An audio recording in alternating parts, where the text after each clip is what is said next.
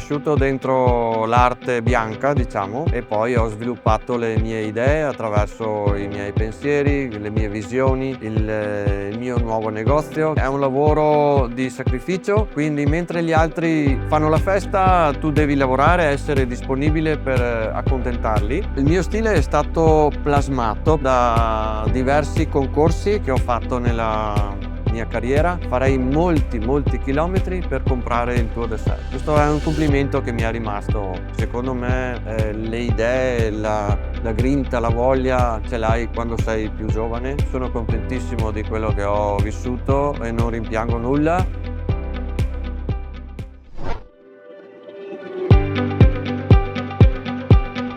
Bine v-am regăsit la o nouă ediție în dialog cu Arta Albă.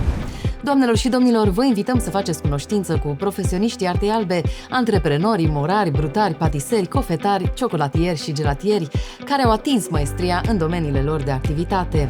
Astăzi intrăm în dialog cu Massimo Carnio, renumit cofetar și ciocolatier italian, format într-o familie de patiseri cofetari cu tradiție îndelungată în domeniu. Massimo Carnio a avut șansa să învețe de la câțiva dintre cei mai mari cofetari și ciocolatieri ai lumii, iar pasiunea, talentul și dorința sa de perfecționare au făcut din el un maestru care îmbină în creațiile sale eleganța cu simplitatea. Laureat al competițiilor internaționale, precum Campionatul Mondial de Gelaterie, Campionatul Cacao Berry World Chocolate Master, Campionatul Mondial de Ciocolată, Campionatul Gelato d'Oro din cadrul SIGEP Italia, Massimo Carnio se antrenează zilnic în cofetăria Cafenea Viglia dei Cedri din Valdobbiadene, Treviso, afacere deschisă în anul 2000 împreună cu soția sa. În calitate de consultant, Massimo Carnio împărtășește din experiența sa vastă mai multor companii și laboratoare de patiserie. A colaborat cu Pregel, a fost numit ambasador oficial al Cacao Berry, colaborează cu Martelato, Menz și Gasser. Massimo Carnio își vede parcursul profesional ca pe o călătorie continuă de descoperire și inovare. Fiecare succes reprezintă o oportunitate de a se lansa în noi proiecte și de a-și asuma provocări mai mari. Pasiunea sa pentru cofetărie și ciocolată continuă să-l conducă spre excelență și inovare, împărtășind lumii din frumusețea artei cofetăriei. Interviul pe care vă invităm să-l urmăriți în continuare vă este oferit de Tecnostamap, producător italian de echipamente de top pentru sectorul de panificație. Visionare plăcută! È la prima volta che vieni in Romania. Come trovi il nostro paese e come ti sei sentito questi giorni nella famiglia Novapan? Allora Gabriela, buongiorno. Sì, è la prima volta che vengo in Romania. Ho trovato tutte le persone molto gentili e disponibili. Sono rimasto colpito dalla loro curiosità, dalla voglia di conoscere e imparare nuove cose. Questo mi ha colpito in modo particolare. Novapan, un'azienda che è moderna, futuristica e guarda molto avanti, quindi sicuramente farà molta strada. È in continuo sviluppo. Sì, è molto sviluppata come azienda in tutti i settori, dalla panificazione alla cioccolateria alla pasticceria. E ti sei sentito bene qui? Moltissimo, una sala dimostrativa stupenda, invidiabile per tantissime altre aziende e lavori molto bene. Sappiamo che hai cresciuto in una famiglia di pasticceri, cosa che significa un collegamento profondo con il mondo dell'arte bianca. Hai mai pensato di fare qualcosa di altro? Se non fossi diventato pasticcere, quale sarebbe stata la tua carriera ideale? Astronauta o dottore? Astronauta no. Allora, partiamo dalla prima domanda. Io discendo proprio dalla panificazione. Mio nonno è nato come panettiere, poi successivamente nel 1923, poi successivamente è diventato pasticcere e quindi ha aperto la sua prima pasticceria e poi ha ereditato il mio papà il lavoro e io di conseguenza ho ereditato questo bellissimo lavoro e lo faccio con tanta passione. Praticamente hai cresciuto in quel medio. Sì, sono cresciuto dentro l'arte bianca, diciamo, e poi ho sviluppato le mie idee attraverso i miei pensieri, le mie visioni, il mio nuovo negozio che abbiamo aperto nel 2000 e adesso abbiamo sviluppato, ampliato e siamo molto contenti perché Come Novapan seguiamo l'obiettivo del futuro, della modernità, dello sviluppo. Non hai mai pensato di fare Sì, qualcos'altro? allora quando ero giovane avevo il problema che hanno tutti gli chef, gli pasticceri, quelli che lavorano nei ristoranti, che vorrebbero la domenica e il sabato liberi, ma questo lavoro non lo consente, perché è un lavoro di sacrificio, quindi mentre gli altri, fanno la festa, tu devi lavorare, essere disponibile per accontentarli e quindi diventa Un un po' un sacrificio? sacrificio. Però da giovane avevo anche la passione di, diventare attore o anche meglio produttore di film. Poi avevo Molto un'altra interessante. sì, poi avevo un'altra passione che era quella di disegnatore, design. Quindi disegnare, sono molto bravo a disegnare. Questo ti aiuta in pasticceria e in cioccolateria per i Sì, decorazioni. considerando che praticamente quando fai un dolce o anche un cioccolatino semplice, dobbiamo prima disegnare quello che immaginiamo e poi creare le varie stratificazioni, i vari ripieni, quello che vogliamo mettere dentro e quello che desideriamo che il cliente, speri di ricevere dal tuo progetto. Qual è il primo ricordo legato alla cucina o alla pasticceria che hai? Allora guarda, il primo ricordo della pasticceria è mi mettevano a lavare le teglie, le pentole, le teglie, perché quando ero piccolo mio papà non aveva la lavastoviglie moderna, quindi dovevamo lavare tutto a mano e io dovevo lavare. E in un secondo momento ho iniziato a fare le paste, i dolci più semplici, quelli base. Questo è il primo ricordo che ho della pasticceria. Come descriveresti il tuo stile personale in pasticceria? Ci sono delle influenze particolari o esperienze che lo hanno formato? Il tuo stile. Allora, il mio stile è stato plagiato da diversi concorsi che ho fatto nella mia carriera.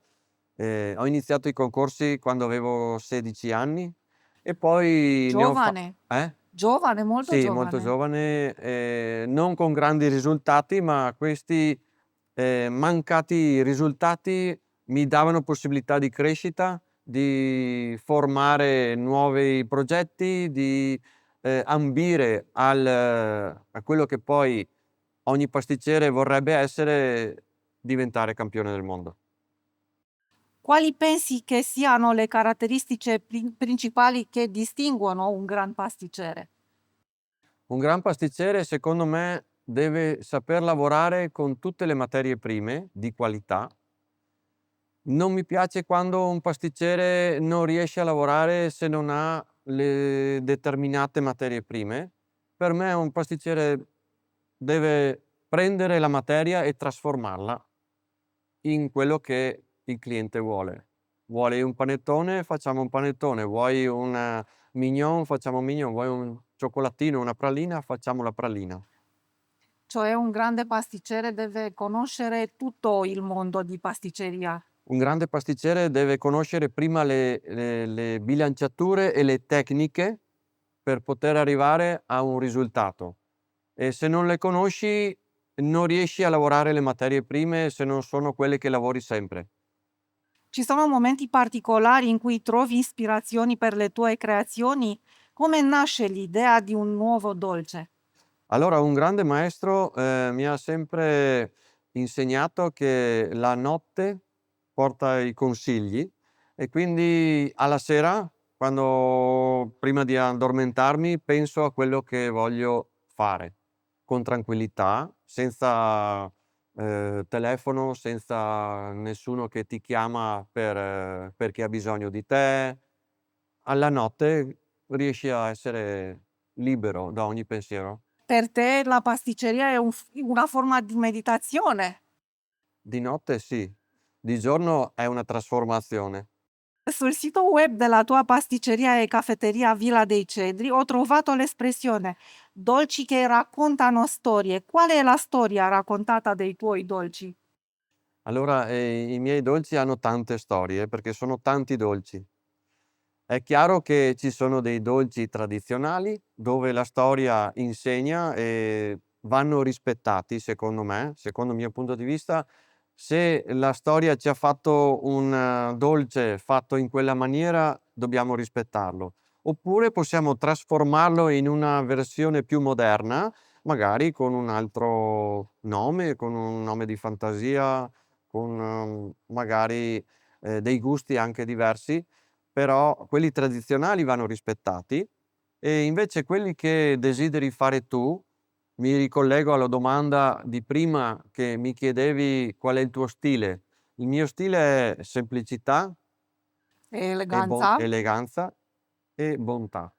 Deve essere buono prima di tutto e anche bello da vedere perché l'occhio è il primo che conquista il tuo Come si prodotto. dice, prima volta lo Deve piacere prima mangiamo alla vista e alla vista. dopo al palato, quello è vero. E quindi semplicità, eleganza, mi ricollego dopo, riusciamo a fare un prodotto, secondo me, che riesci a vendere, perché alla fine dobbiamo Questo è il vendere, scopo. è importante. Al giorno d'oggi è quasi più importante saper vendere che saper lavorare. C'è un dolce a cui sei particolarmente legato? Ci puoi raccontare la storia dietro di esso? Il dolce che sono particolarmente legato, mi riconduce al 2015, quando ho fatto World Chocolate Master, che è il campionato mondiale di cioccolateria. Ho fatto un dolce fresco alla minute, quindi un dolce che doveva essere fatto in 2 ore, dall'inizio alla fine.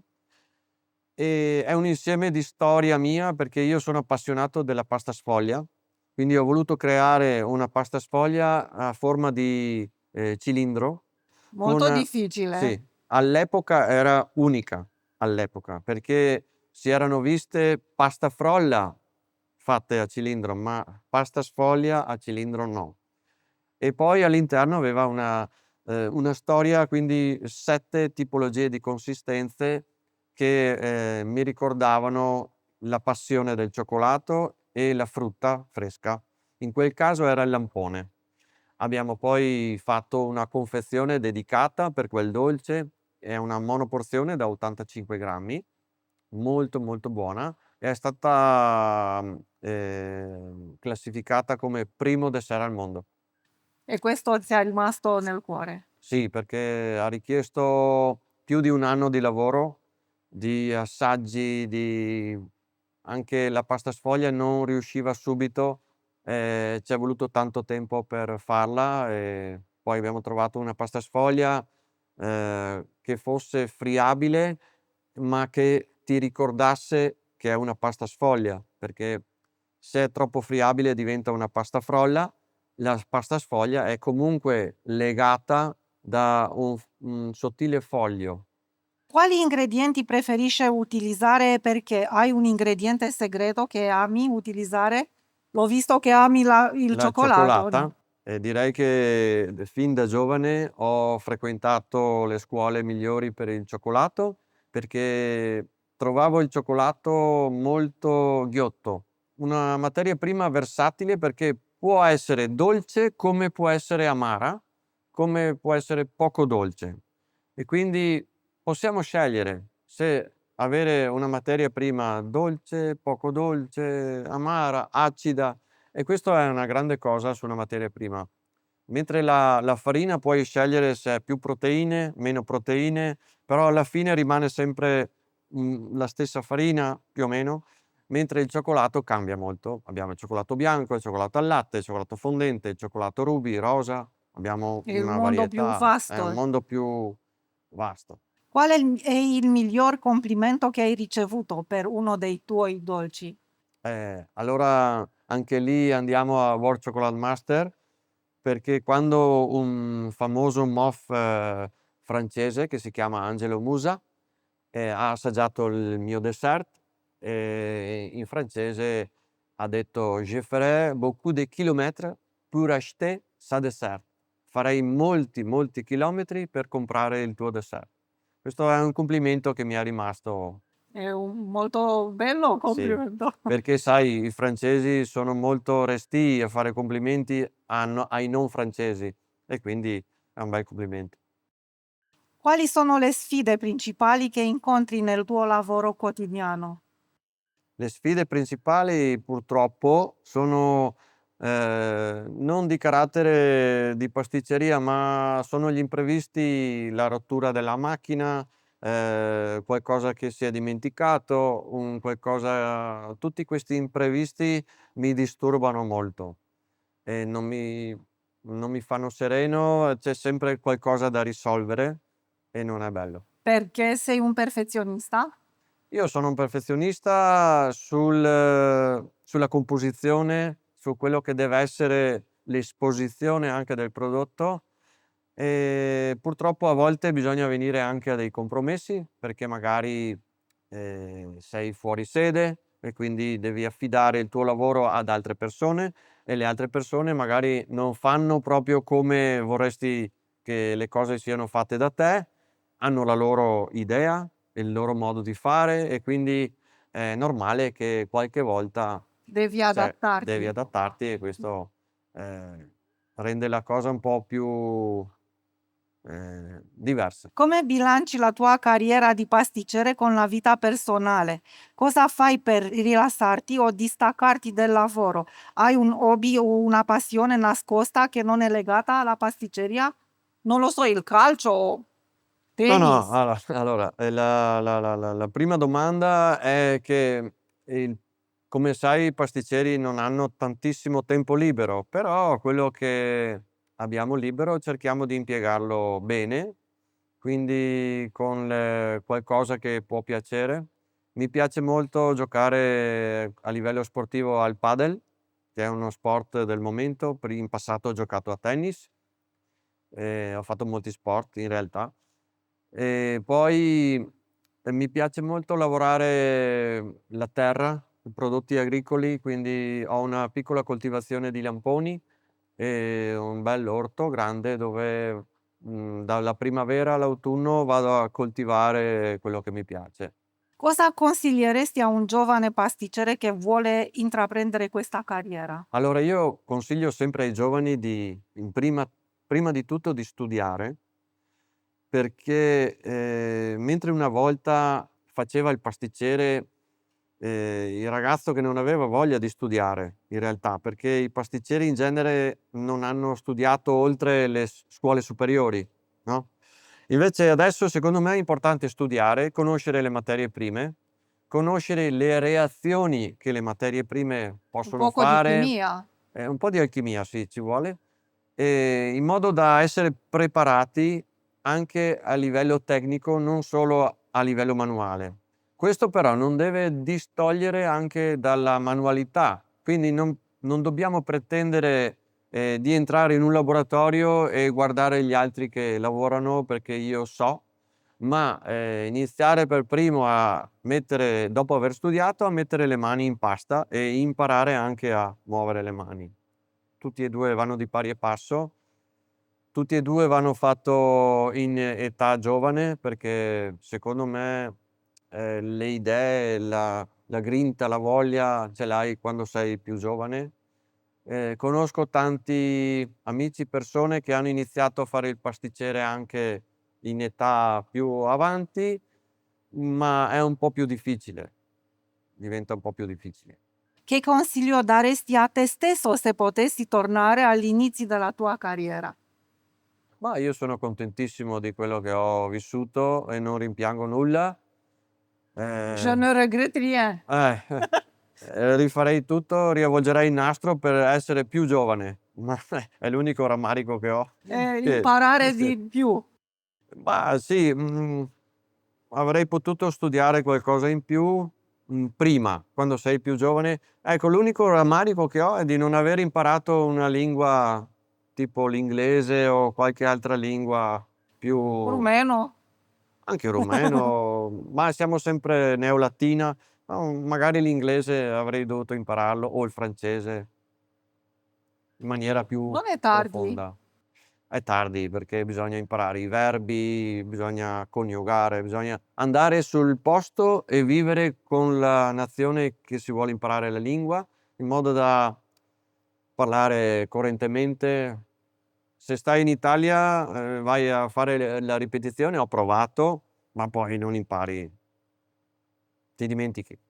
Bisogna parlare sempre. Doamnelor și domnilor, vă mulțumim pentru atenție!